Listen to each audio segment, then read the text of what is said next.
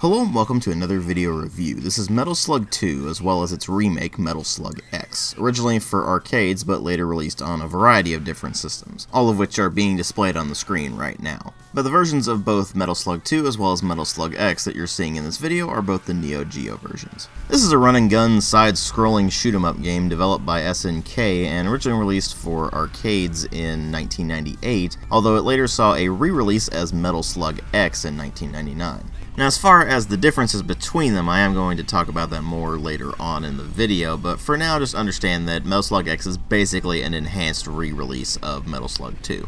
Now, before we continue, I very highly recommend you watch the review of Metal Slug 1 before you watch this, because I'm not going to go over the things that I already went over in the original Metal Slug review, because a lot of that still holds true here. I will talk about the differences between them, but I'm not going to just retread ground that I already tread in my Metal Slug 1 review, so go watch that if you want to know the general gameplay style of the series and what to expect from it.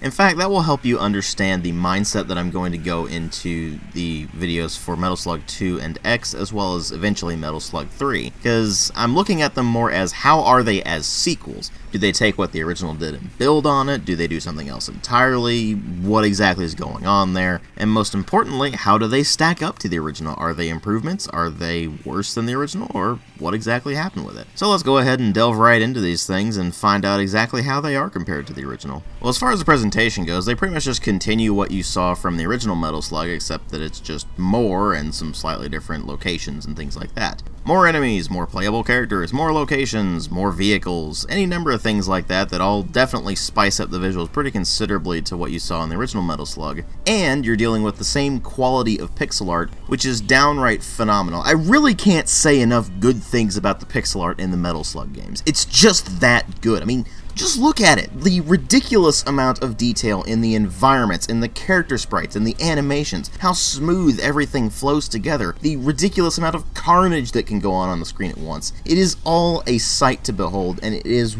wonderful.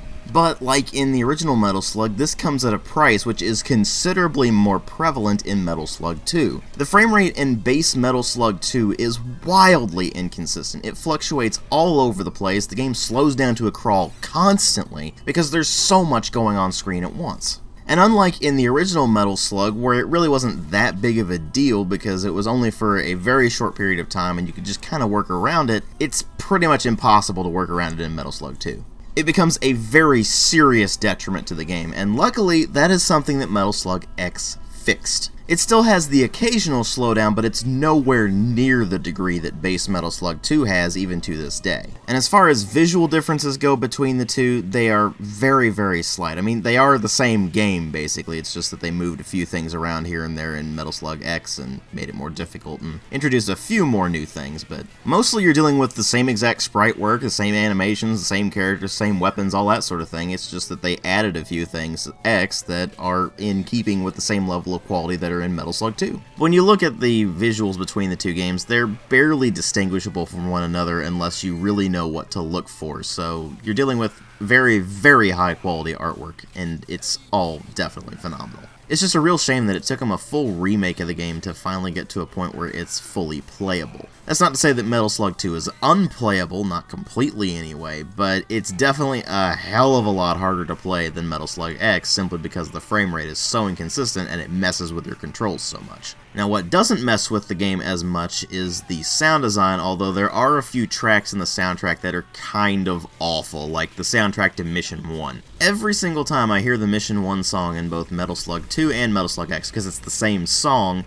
it makes me feel like I've just put some acid in my ears or something. It's really terrible. But once you get past that, you're dealing with a soundtrack that is very Metal Slug. It's upbeat, it's action-packed, and it's very fitting for what's going on. It's just that you have to get past the discordant wailing of Mission 1's song to get to the rest of it. But when you move over into the sound effects and the voice acting, in Metal Slug 2 they're practically identical to the original Metal Slug. It's just that they've introduced a scream for the two female protagonists as opposed to just having a scream for the two male protagonists. Yes, you can actually pick your character this time around. Now in Metal Slug X they did change up the voice acting a bit more considerably. Namely, they changed up the announcer, and the announcer is so much more fun. I mean seriously, how can you not love this? Iron Lizard!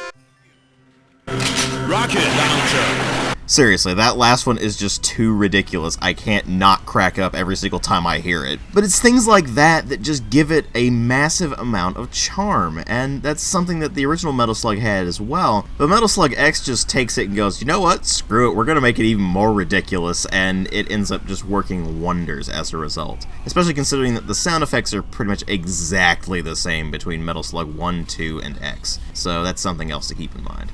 But of course what really matter here are story and gameplay, although in this it's really more of a lack of story than anything else. I mean, it is a run and gun shooter, it's not like you're going to have much plot throughout the course of the game. You play once again as one of the characters that you saw in the previous Metal Slug, Marco or Tarma, but you're also joined by Eri and Fiolina, known as Fio in the game. And while their abilities are exactly the same, they all have different looks, and of course Eri and Fio are both women, so now you actually have a character select screen that you can mess around with. And even though there is still two-player, it's not a matter of, well, player 1 is Marco and player 2 is Tarma. Now it's whoever you want to be, really. But anyway, the game takes place a couple of years after the events of Metal Slug, and once again you're having to go after the various bad guys that were sympathetic to the bad guy that was trying to take over the world in the previous game. And the game starts out like you would expect after having played the original Metal Slug. I mean, you're just mowing down hordes and hordes of soldiers and tanks and artillery pieces and things like that. And then suddenly aliens.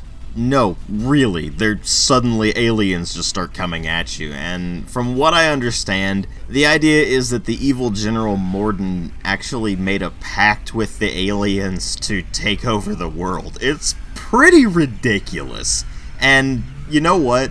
It's perfectly in keeping with Metal Slug. This is a series that does not take itself remotely seriously. And it just revels in being as absurd, over-the-top, action-y goodness as it can possibly get.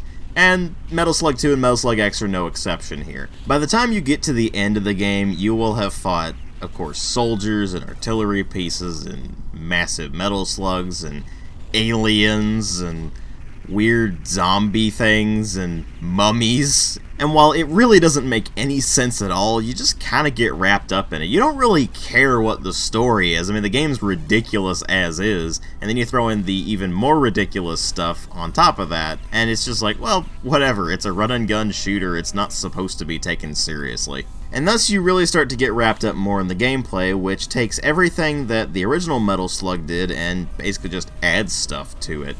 You've got additional vehicles, like a camel that has machine guns mounted on it, which is hilarious. You've got a VTOL that you can get access to in one of the levels, and it is incredibly useful. And there's even the ability to transform your character. You can either turn into a mummy by actually being hit by one of the weird purple attacks that the mummies can throw at you. And if you get turned into a mummy, you move slower, you take a longer time to throw grenades, and you're limited to just the basic pistol. Now, you can turn back to a human by finding potions and such throughout the level, but at the same time, that does get pretty annoying.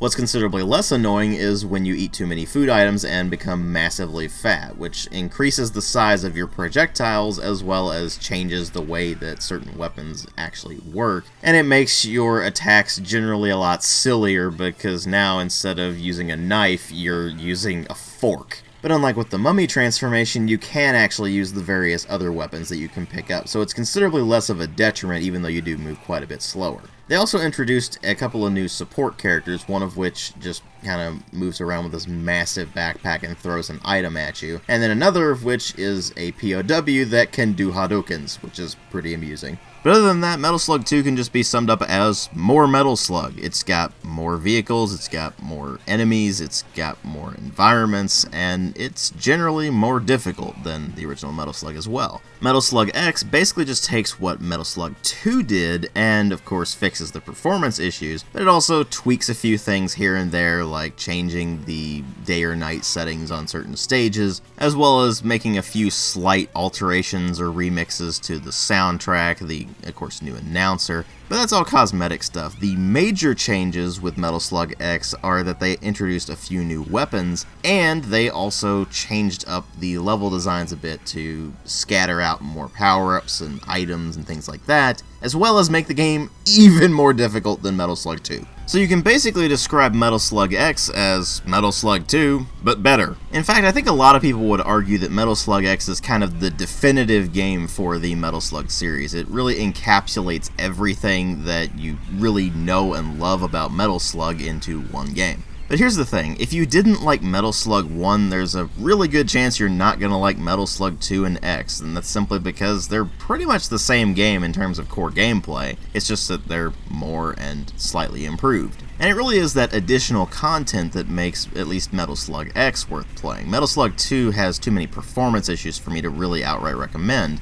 but if you want to play a version of Metal Slug 2, Metal Slug X exists, and it's basically just, again, Metal Slug 2, but better. It's still that same classic arcade run-and-gun shoot-'em-up gameplay that you know from the original Metal Slug. It's still definitely a quarter-devouring monster that will have you constantly throwing quarters into the machine in the arcades, or in the case of playing it on a home system, just spamming as many continues as you can, because let's face it, you die in one hit, that's kind of BS, and of course the bosses are pretty ridiculous as well. But you know what? That's perfectly fine. That is exactly what we expect from old school arcade games, and that's precisely what Metal Slug is. And if you take it for what it is, Metal Slug 2 and especially Metal Slug X are really good examples of the genre. And hell, I'd say that Metal Slug X is arguably the best game in the entire series. So if you're looking for an old school arcade shoot 'em up, then you could do a hell of a lot worse than Metal Slug 2, but as far as Metal Slug X goes, it's pretty much just emblematic of the genre as a whole. And if you're a fan of the genre, then you pretty much owe it to yourself to play Metal Slug X. It's just that good of an example of the genre. Although I get the feeling that if you are a fan of the genre, then you probably played the living crap out of Metal Slug X. But if you're a newcomer to the series, or you're fairly experienced with the genre but haven't played a Metal Slug game, Metal Slug X is the one to jump in at. I will of course have links in the video description box where you can pick up either Metal Slug 2 or Metal Slug X on Steam if you're interested. Thanks for watching.